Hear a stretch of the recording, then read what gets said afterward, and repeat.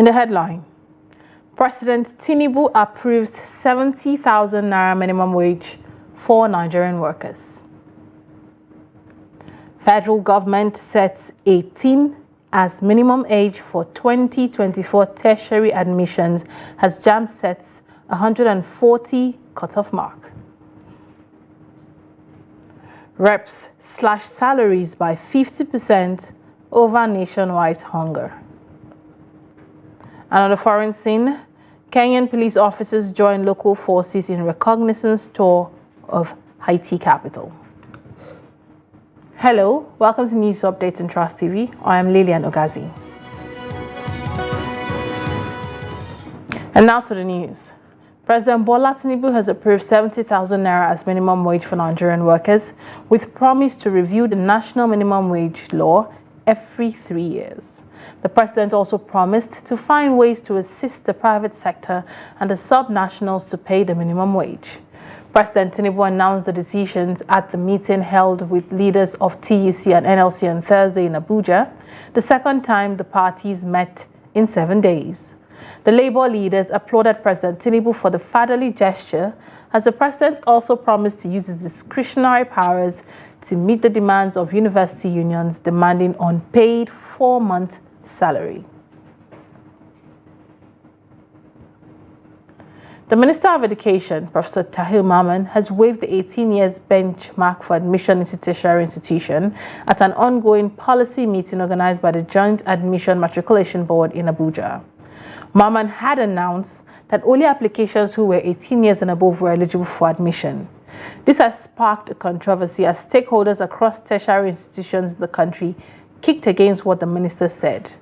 The minister later accepted the suggestions of the stakeholders that admission seekers from 16 years and above should be eligible for this year's admission, while the law would apply from next year.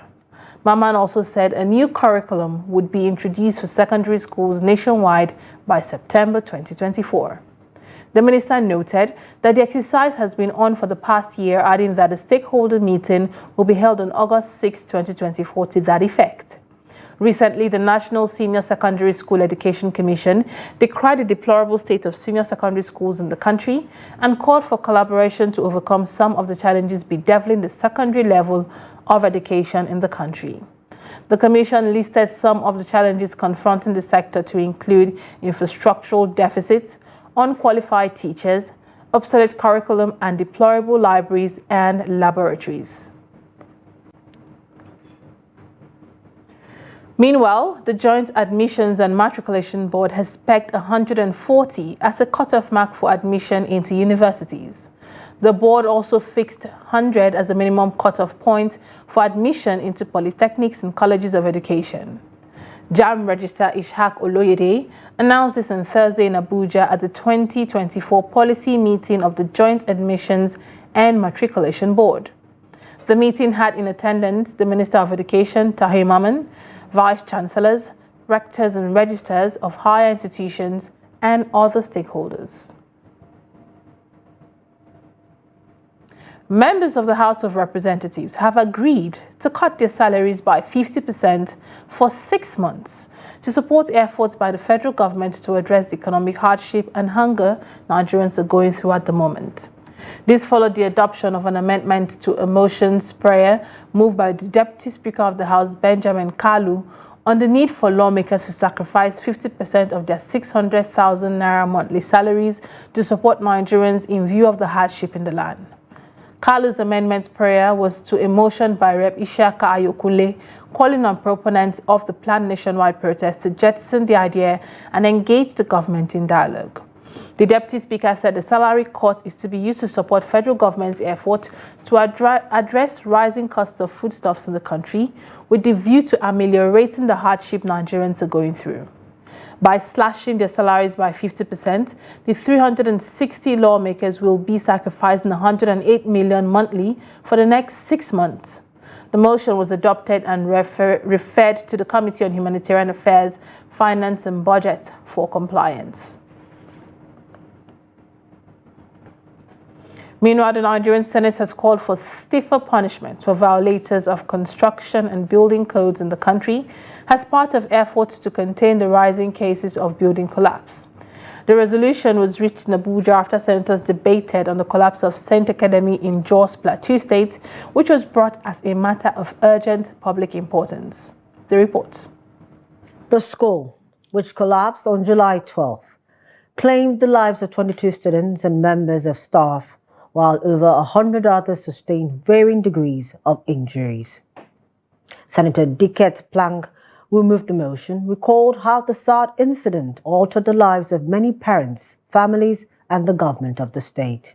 Senate notes with utmost sadness that it was a depressing sight seeing as healthy and agile children who left home to write their examinations in the said school were unfortunately returned to their parents as dead bodies. Senate notes further that this ugly incident of building collapse had been a recurrent decimal in Nigeria as a result of poor workmanship. In their contributions to the motion, concerned lawmakers suggested drastic actions against building collapse. The architects that supervise the construction of that building, the building engineers that supervise building should be brought to book. Probably this is the only way we can stop this from happening. Mr. President, we have to save lives and properties of people. Millions of naira have been lost, and hundreds of lives of people have perished because of negligence. What we can do as a national parliament that regulate the various institutions is to see what we can do to tinker with the law such that if you design a building and you are obliged to supervise the construction, should the building collapse within a certain number of years, you are liable not only to withdraw your license, you are liable to prosecution. So what we are witnessing here is that people who are employed to render these services, both in the approving authorities and in the construction and the supervision, they have abandoned their duties. And when people are killed, nobody is shown to have been humiliated or punished for professional negligence.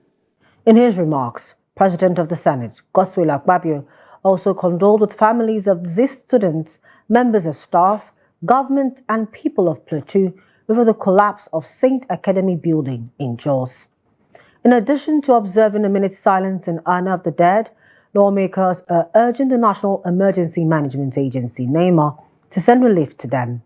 The Senate also called on federal government agencies to mobilize to Jos to offer medical care to the victims. So I want us to condole with all Nigerians, sympathize with the President Bola Ahmed Tinubu and all Nigerians over the tragic incidents in Jos, not limited to Plateau State alone, but to the whole nation, and pray that God will accept the souls of these children and then condole the families. And at the same time, we must also, as the Senate, take measures to ensure that we enforce these resolutions to avoid further loss of lives through building collapse in Nigeria. This is one incident too many. The Senate specifically recommended stiffer penalties for anyone involved in violating building regulations, urging the Plateau State government to conduct a full investigation and bring to book all those found culpable. The House of Representatives Committee on Federal Character has summoned the Director General, Nigerian Maritime Administration and Safety Agency, NIMASA, Dayo Muberoluwa, over his failure to appear before the committee for an investigative hearing after being duly invited. The chairman of the committee, Idris Wase, who expressed displeasure over the DG's absence at the hearing, rejected Muberoluwa's representative. Muberoluwa had sent the Director of Administration and Human Resources, Osembi Osiche, to represent him before the committee. Wase said the DG had not shown regard for the committee and demanded that the DG must appear in person before the committee on the 30th of July 2024. In his response, Osiche pleaded with the committee to accept his representation as the DG was away for another national assignment. He promised that the DG will appear in person on the next adjourned date. We are aware very well that the chief executive have not stayed so much long there in their own agency. But we regret to let you know that we're stepping the appearance as of today down, and then we shall communicate also the next date for his appearance, and we're expecting to appear personally. The option would have been used, but I'm sure in the civil service, if we knew this will also be accepted, it's a new lesson for us. We will take it home so that the effect maybe you would have communicated by email, which should be quite easier. Stakeholders in Nigeria's economic landscape have called on the federal government to suggest that to reduce reliance on imported goods and focus more on locally made produce while supporting the local manufacturing sector. This, according to them, will prevent the naira from further weakening in the forex market. The report. According to economists, one of the causes of the crisis in the Nigerian economy is the excessive focus on foreign currencies rather than the local one for several economic decisions. As part of efforts to address these, experts suggest that there is a need to limit the inflow of dollars and conduct more transactions in our own currency. For us to see how we can increase our exports, non-oil exports, and how we can also ensure that our oil production also increases.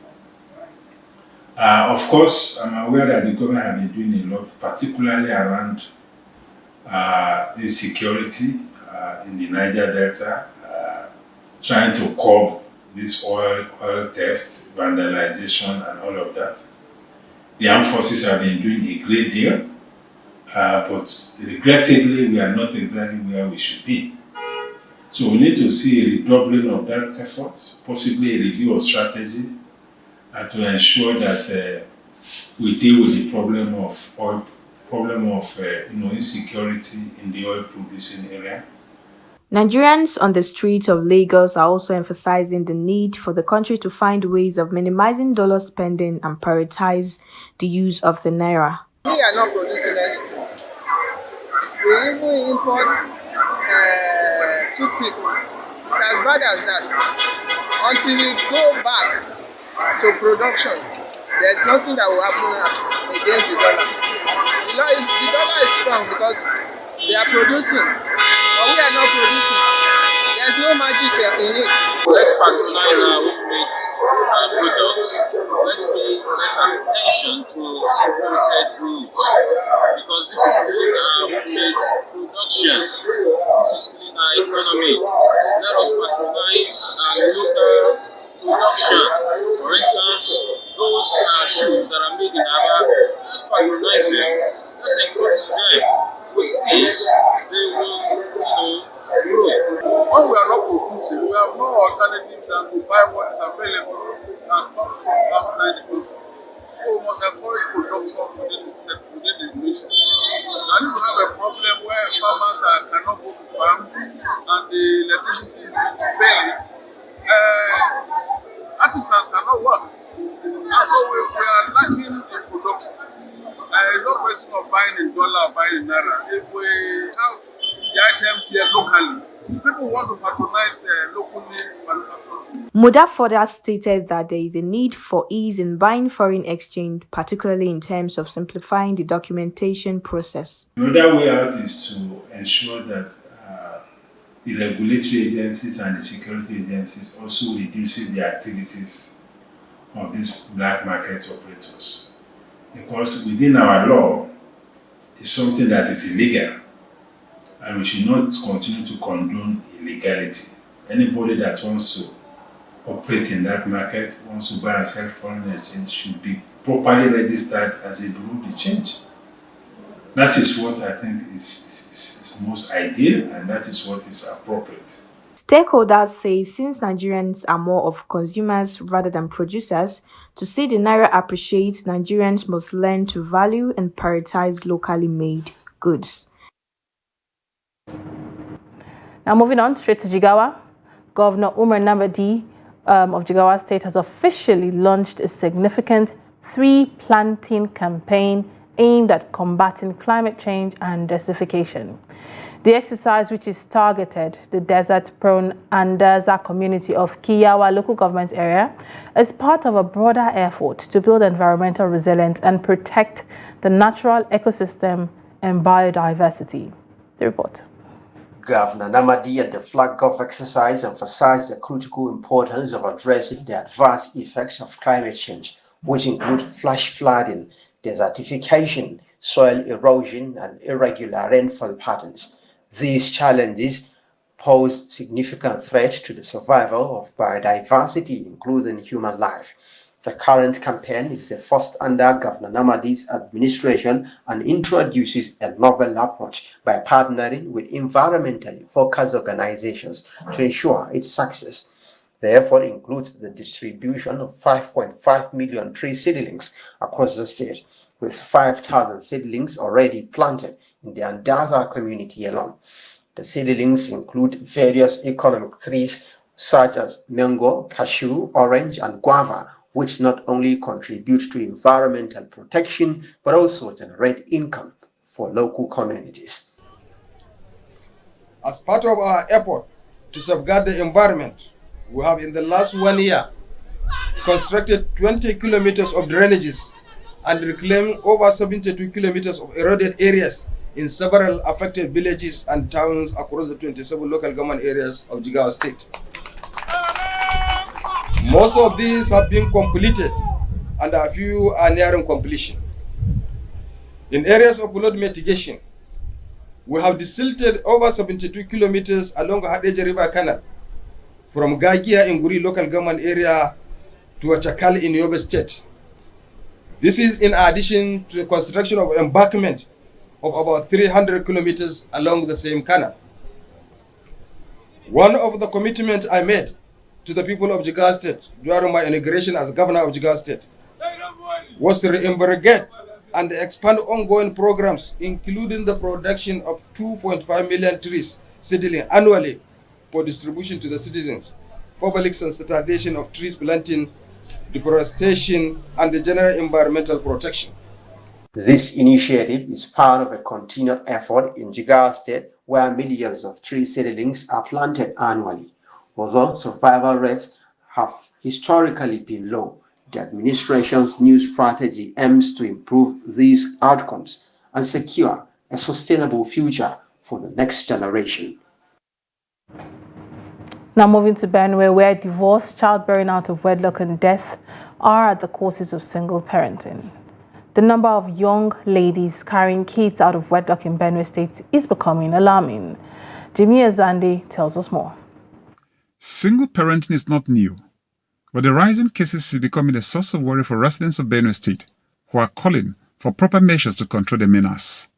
They say single parenting comes with enormous challenges. Experience, because number one reason why we have more single mothers, or let's say single parents today, is the fact that our youth, or let's say the today generation, don't understand the difference between love and relationship. They fall in love for wrong reasons and end up as couples.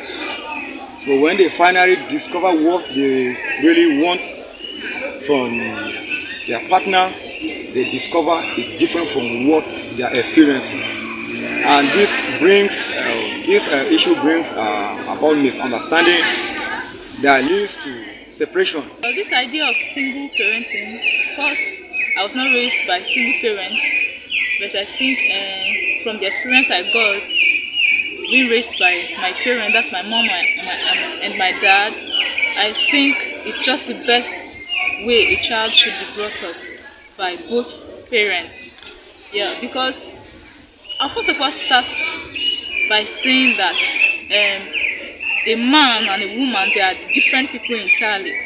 We all know that women are more emotional. So even when it comes to raising up children, a woman is most times careful.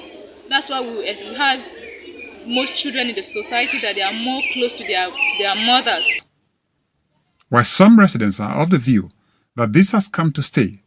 They argue that the government and traditional institutions can do more to reduce the cases. Not encouraging single parenting, because sometimes it happens naturally. By happening naturally, it means death, which is an inevitable occurrence in somebody's life, can come and take one of the parents away. So I would not in any way encourage that. But if peradventure you have a single parent, the single parents should, if they have the capacities to train the child well, they will do, and it helps the child. Some analysts say the rise in the cases of single parenting and the lack of proper care are responsible for high rate of out-of-school children across the country. Jimmy Azandi, Trust TV News, Makurdi. And now to the foreign scene. Kenyan police officers have joined their Haitian counterpart as they walked around the capital Port-au-Prince on Wednesday. Authorities have declined to provide details on the officers' assignment, citing security concerns. Reports said that the policemen were seen on patrol in areas near the main international airport, which reopened in May after a surge in gang violence forced it to close for nearly 3 months. 400 Kenyan police officers are on the ground in the violence-ravaged capital of Port-au-Prince. 1,000 Kenyan officers are meant to be deployed to Haiti. Ukraine and Russia have exchanged 95 prisoners each on Wednesday as part of a deal brokered by the United Arab Emirates. Officials in both countries said the prison swap was the 54th since February 2022 and came 3 weeks after the last exchange. The exchange was mediated by the UAE for the 6th time this year. Ukrainian President Volodymyr Zelensky confirmed the Gulf states' involvement. The Russian Defense Ministry expressed its gratitude to the UAE for its mediation efforts. Ukraine officials have said that over 3,400 people, both civilians and military, have returned from Russian captivity since the start of the conflict. According to the UN, most Ukrainian prisoners suffer routine medical neglect, severe and systemic mistreatment, and even torture while in detention. Hundreds of Disneyland Resort employees have protested outside the world-famous California theme park Wednesday, calling for better wages and denouncing alleged anti-union practices by the company ahead of a looming strike vote. Featuring workers in costumes from the park, Indiana Jones and Star Wars theme rides, among others, the rally was organized by unions representing some 14,000 Disneyland employees, from roller coaster operators to candy makers. Slogans among the signs being carried included "Mickey would want fair pay" and "Disney don't be the villain" at the march in Anaheim near Los Angeles. Disney has been in negotiations since April with the 4 California unions representing its park employees. And in sports, the Nigerian Football Federation (NFF) has appointed Abdullahi Isa, a veteran goalkeeper who later became assistant coach of the team, as the new head coach of the Super Sand Eagles. Other backroom staff appointed by the NFF for the Super Sand Eagles include Christopher Kadri as assistant coach and Bashir Samaila as goalkeepers trainer. Meanwhile, Super Sand Eagles will depart Nigeria to Nouakchott on Friday morning for their 2024 Beach Soccer Africa Cup of Nations qualifying match against their Mauritanian counterpart, slated for Saturday. Experienced players Victor Tail and Emeka Ogbonna are among the playing body, which also includes Arome Issa, Adams Taiwo, Imawalowo Ferra, Godwin Tale, Egan Osi, Ekujumi, Chidozie Frank, and Hassan Abdullahi. The return leg is scheduled for Saturday, 27th July in Nigeria. Wiki Tourist Football Club has unveiled Abdul Maikaba as their new technical advisor on a 2-year deal. Maikaba returns to the club after previously managing it from 2014 to 2016, during which he led the team to the CAF Confederation Cup in his season. Maikaba has previously handled prominent teams such as Eyimba, Aqua United, Enugu Rangers, Plateau United, and most recently Kano Pillars, where he has won several laurels. According to the club, Maikaba will be bringing with him a huge wealth of experience that will spearhead Wiki Tourist promotion back to the Nigerian Premier Football League. With that, we've come to the end of News Update here on Trust TV. Do well to follow us across all our social media platforms for more news programs and documentaries. Thanks for watching. I am Lilian Ogazi. Bye for now.